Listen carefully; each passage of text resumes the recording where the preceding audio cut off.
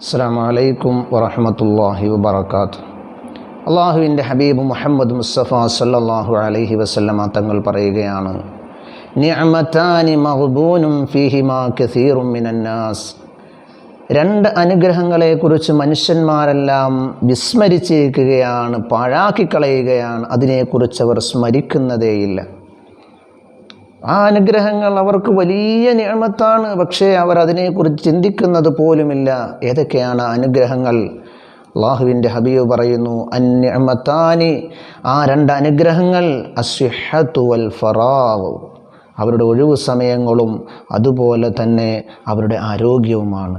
ആരോഗ്യമുള്ള സമയത്ത് നമ്മൾ ഒരുപാട് ഇബാദത്തുകൾ ചെയ്യാതെ വെറുതെ നടക്കുകയും ഒഴിവു സമയങ്ങൾ കിട്ടുമ്പോൾ അത് പാഴാക്കിക്കളയുകയും ചെയ്യുന്നവരാണ് എങ്കിൽ ഞാനും നിങ്ങളും അടങ്ങുന്ന ഈ സമൂഹം അത് കൃത്യമായി വിനിയോഗിക്കാൻ തയ്യാറാവുക.